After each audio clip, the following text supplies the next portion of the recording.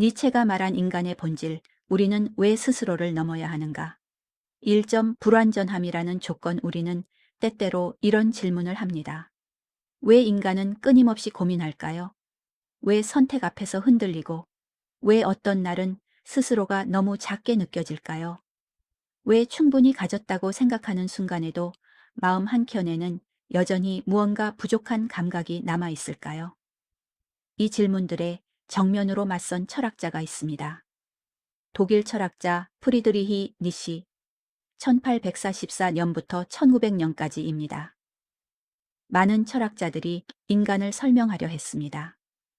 플라톤은 인간을 이성을 지닌 존재로 보았고, 아리스토텔레스는 사회적 동물로 정의했으며, 데카르트는 나는 생각한다, 고로 나는 존재한다 는 명제로 인간의 본질을 이성과 의식에서 찾으려 했습니다. 하지만 니체는 달랐습니다. 그는 인간을 완성된 존재가 아닌 과정 중에 있는 존재로 보았습니다. 그가 쉬고 차라투스트라는 이렇게 말했다. 에서 남긴 말은 지금도 강렬하게 울립니다. 인간은 동물과 초인 사이에 놓인 밧줄이다. 시면 위에 걸쳐진 밧줄. 건너가는 것도 위험하고, 도중에 있는 것도 위험하며, 뒤를 돌아보는 것도 위험하다. 이 문장은 단순한 수사가 아닙니다. 니체에게 인간은 목적지가 아니라 이행의 상태, 즉 어딘가를 건너가는 중간 지점입니다. 도착한 존재가 아니라 건너가는 존재. 그래서 인간은 구조적으로 불안할 수밖에 없다는 것입니다. 이 불완전함은 결핍이 아닙니다. 니체의 시선에서 이것은 인간이 가진 본질적 조건이자 가능성의 근거입니다. 2. 두 개의 힘이 공존하는 마음, 우리는 안정을 원합니다. 그러나 동시에 더 높은 곳을 꿈꿉니다. 이 두 욕망은 언뜻 모순처럼 보이지만 니체는 이것이야말로 인간의 내면을 움직이는 본질적인 긴장이라고 보았습니다. 현대인의 삶에서 이 긴장은 매우 구체적인 형태로 나타납니다. 10년을 다닌 회사에서 안정적인 삶을 누리고 있는 사람이 어느 날 문득 이게 내가 원하던 삶인가? 라고 묻습니다. 경력을 쌓고 집을 마련하고 사회가 정의한 성공의 조건을 하나씩 충족시켜 나가면서도 마음속 어딘가에서는 계속 무언가가 말을 겁니다. 지금 이 자리가 끝이 아니라고. 이것은 나약함이나 불만족의 증거가 아닙니다.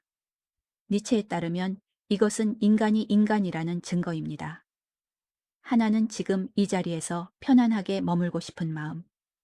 그리고 다른 하나는 지금의 나를 넘어 더 높은 곳으로 가고 싶은 마음. 이 두 힘의 긴장이 바로 인간의 존재 방식이고, 이 긴장을 회피하지 않고 직면하는 것이 니체가 말하는 인간다운 삶의 출발점입니다.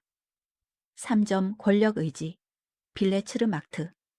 오해와 진실, 니체 철학에서 가장 많이 오해받는 개념이 바로 권력 의지, 빌레츠르마트입니다.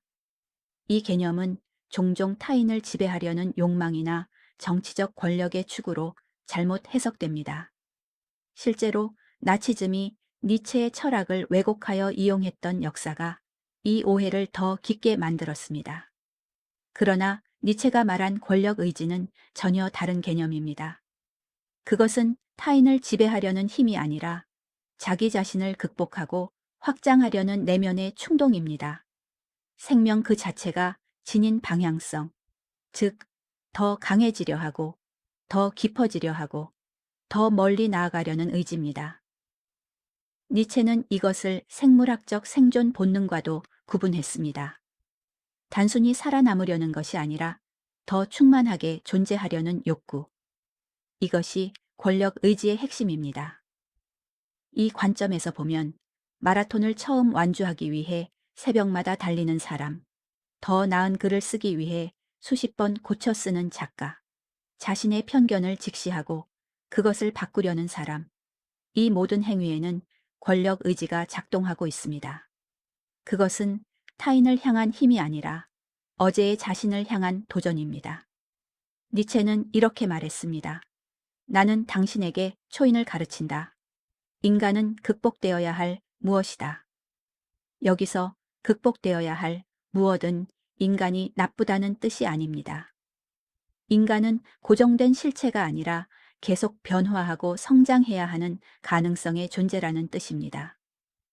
4. 목표를 달성해도 왜 채워지지 않는가? 우리는 흔히 이렇게 생각합니다. 돈을 얻으면 행복해질 것이라고. 좋은 직책을 얻으면 안정될 것이라고. 원하는 관계를 얻으면 충족될 것이라고. 하지만 현실은 종종 다릅니다. 원하던 것을 손에 넣은 순간 우리는 이미 다음 목표를 바라보고 있습니다. 이것은 탐욕이 아니라, 물론 탐욕이 되기도 하지만 더 깊은 차원에서는 권력 의지의 작동입니다. 심리학자 빅터 프랭클은 아우슈비츠에서 살아남은 경험을 바탕으로 인간이 가진 궁극적인 욕구는 쾌락도 권력도 아니라 의미라고 주장했습니다.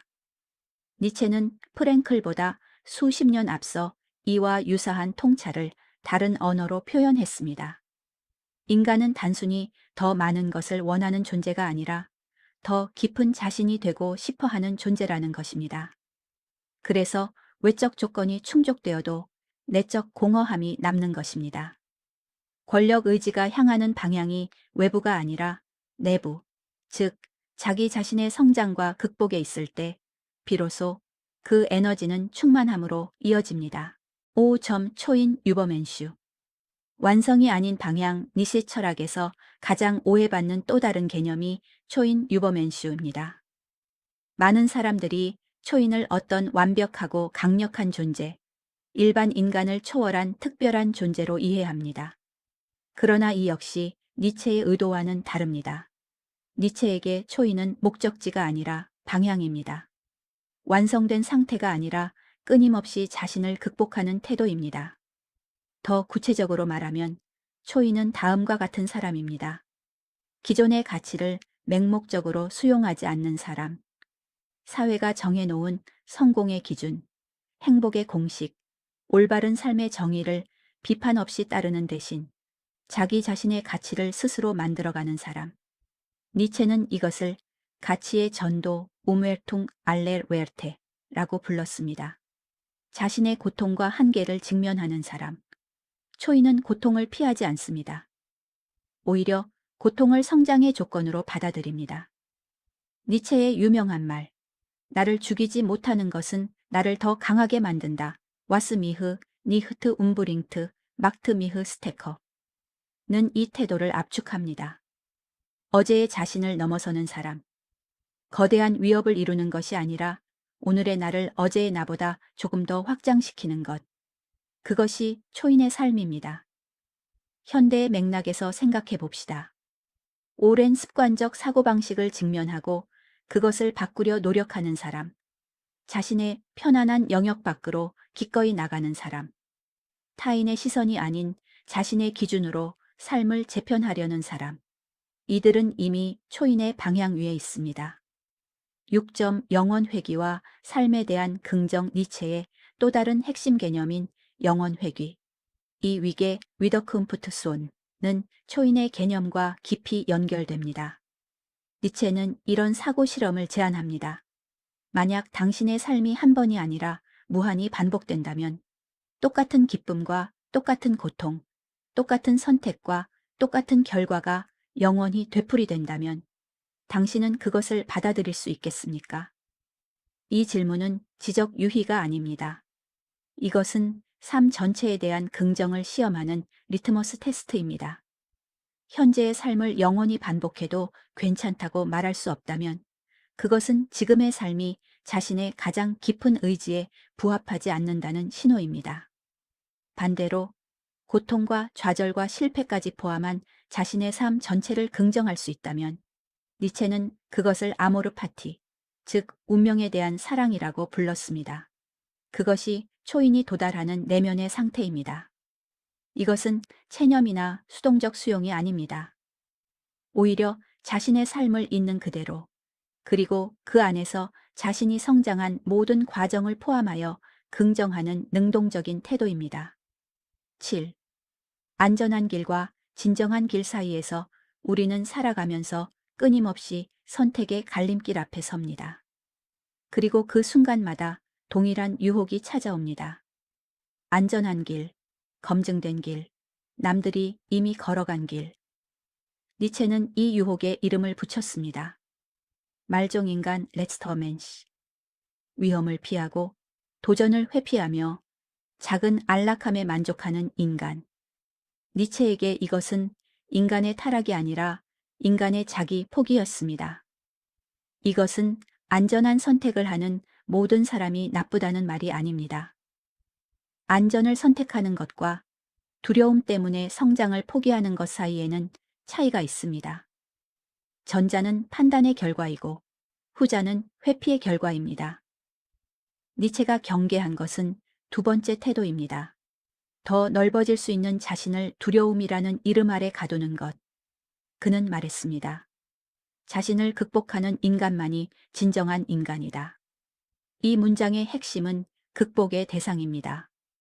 타인을 극복하는 것이 아닙니다. 상황을 극복하는 것도 아닙니다. 어제의 자신을 극복하는 것. 스스로 설정한 한계, 스스로 받아들인 편견, 스스로 만들어온 습관을 넘어서는 것입니다. 8. 부족함이 가능성이 되는 순간 우리는 종종 자신이 부족하다고 느낍니다. 아직 충분히 알지 못한다고, 아직 충분히 강하지 않다고, 아직 준비가 되지 않았다고. 하지만 니체의 시선에서 이 감각은 달리 읽힙니다. 완성되지 않았기 때문에 우리는 성장할 수 있습니다. 흔들리기 때문에 우리는 더 단단해질 수 있습니다. 넘어지기 때문에 우리는 더 멀리 갈 수 있습니다. 부족함의 감각은 결핍의 신호가 아니라 아직 실현되지 않은 가능성이 존재한다는 신호입니다. 이 관점의 전환이 중요합니다. 자신의 한계를 보는 시선이 나는 아직 부족하다에서 나는 아직 더 될 수 있다로 바뀔 내일을 보는